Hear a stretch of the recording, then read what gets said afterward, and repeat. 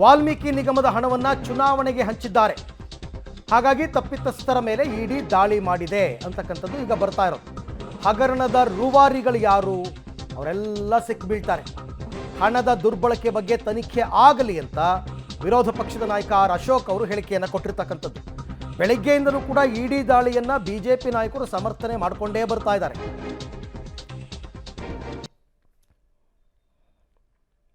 ನಾವು ಇಡಿ ಇವತ್ತು ರೈಡ್ ಮಾಡಿದ್ದಾರೆ. ಬಟ್ ನಾವು 2 ವರ್ಷದಿಂದನೂ ಹೇಳ್ತಾ ಇದ್ದೀರಿ, ವಾಲ್ಮೀಕಿ ಹಗರಣದಲ್ಲಿ 187 ಕೋಟಿ ಲೂಟಿಯಾಗಿರೋದನ್ನು ದಾಖಲೆ ಸಮೇತ ನಾನು ವಿಧಾನಸಭೆಯಲ್ಲಿ ಪ್ರಸ್ತಾವ ಮಾಡಿದ್ದೀನಿ. ದಾಖಲೆಗಳನ್ನು ಕೂಡ ನಾನು ಕೊಟ್ಟಿದ್ದೀರಲ್ಲಿ. ಇದು ಯಾವಾಗೋ ಆಗಬೇಕಾಯಿತು, ಲೇಟಾಗಿ ಆಗ್ತಾಯಿದೆ ಅಷ್ಟೇ. ಈ ಹಣವನ್ನು ಹೈದರಾಬಾದಿಗೆ ಶಿಫ್ಟ್ ಮಾಡಿ ಹೈದರಾಬಾದಿಂದ ಪಾರ್ಲಿಮೆಂಟ್ ಎಲೆಕ್ಷನ್ಗೆ ಹಂಚಿದ್ದಾರೆ ಅನ್ನೋದು ಸ್ಪಷ್ಟವಾಗಿ ದಾಖಲೆ ಸಮೇತ ಇ ಡಿಯವರು ಪ್ರೂವ್ ಮಾಡಿದ್ದಾರೆ ಹಿಂದೆನೇ. ಈಗ ಯಾರು ಈ ಹಣವನ್ನು ತೆಗೆದುಕೊಂಡು ಹಂಚಿದ್ರು ಅವ್ರ ಮನೆಗಳು ರೈಡ್ ಮಾಡಿದ್ದಾರೆ. ಇದರಲ್ಲಿ ತಪ್ಪೇನು ಪ್ರಶ್ನೆ ಬರ್ತೈತೆ? ಜಗತ್ತಿಗೆ ಗೊತ್ತಿದೆ ವಾಲ್ಮೀಕಿ ಹಗರಣದಲ್ಲಿ ಲೂಟಿ ಆಗಿರೋದು. ಸಿ ಎಮ್ಮು ಒಪ್ಕೊಂಡಿದ್ದಾರೆ ವಿಧಾನಸಭೆಯಲ್ಲಿ, ಹೌದು ಲೂಟಿ ಆಗಿರೋದು ನಿಜ ಅಂತ.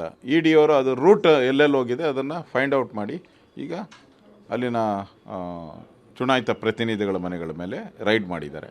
ಸತ್ಯ ಸಂಗತಿ ಹೊರಗೆ ಬರಬೇಕು, ತಪ್ಪಿತಸ್ಥರಿಗೆ ಶಿಕ್ಷೆ ಆಗಬೇಕು. ಅಂದರೆ ಇದು ಸರ್ಕಾರಕ್ಕೆ ಒಂದು ರೀತಿ ಸಂಕಷ್ಟ ತಂದುಡ್ಡುತ್ತಾ? ಹೌದು, ಇದೆಲ್ಲ ಪ್ರೂವ್ ಆದರೆ ಎಲೆಕ್ಷನ್ನೇ ತಪ್ಪಾಗೋಗ್ತೈತೆ. ಈ ಹಣನೆಲ್ಲ ಎಲೆಕ್ಷನ್ ಯೂಸ್ ಮಾಡಿದ್ದಾರೆ ಅಂತಾರೆ. ಎಲೆಕ್ಷನ್ನೇ ನಾಳೆ ಕ್ಯಾನ್ಸಲ್ ಆಗ್ಬೋದು, ಅಂದರೆ ಮೆಂಬರ್ಶಿಪ್ಪೇ ಹೋಗ್ಬೋದು. ಆ ರೀತಿಯಾದಂಥ ಒಂದು ಕ್ರೈಮ್ ಇದು. ಅದರಿಂದ ಇದರಲ್ಲಿ ಸ್ಪಷ್ಟವಾಗಿ ಇಡೀ ರಾಜ್ಯದ ಜನ, ಅದು ದಲಿತರ ಹಣವನ್ನು ಲೂಟಿ ಮಾಡಿರೋದು. ಎಸ್ ಟಿಗಳ ಹಣ, ಯಾರು ಎಸ್ ಟಿಗಳಿಗೆ ಲೋನ್ ಕೊಡೋಕ್ಕೋಸ್ಕರ ಅವ್ರ ಮನೆ ಕಟ್ಟೋದಕ್ಕೋಸ್ಕರ ಇಡ್ದಂಥ ಹಣವನ್ನು ಇವರು ಎಲೆಕ್ಷನ್ಗೋಸ್ಕರ ಲೂಟಿ ಮಾಡಿಬಿಟ್ರು. ಈಗ ರೈಡ್ ಆದರೆ ಅದನ್ನು ಕಾಂಗ್ರೆಸ್ ಅವ್ರು ಏನು ಹೇಳ್ತಾ ಇದ್ದಾರೆ, ದುರ್ಬಳಕೆ ಅಂತ ಹೇಳ್ತಾರೆ. ಆಯ್ತಪ್ಪ, 187 ಕೋಟಿ ತಂದು ಕೊಟ್ಬಿಡಿ ವಾಪಸ್ಸು. ಬೇರೆ ನಾಯಕರುಗಳಿಗೂ ಥ್ರೆಟ್ ಆಗ್ಬೋದಾ? ಹಾಂ, ಯಾರ್ಯಾರು ಈಗ ಈ ಹಣವನ್ನು ಟ್ರಾನ್ಸ್ಫರ್ ಮಾಡೋದರಲ್ಲಿ ಯಾರ್ಯಾರು ಕೈವಾಡ ಇದೆಯೋ ಅವರೆಲ್ಲರಿಗೂ ಕೂಡ ಥ್ರೆಟ್ ಆಗೇ ಆಗ್ತೈತೆ.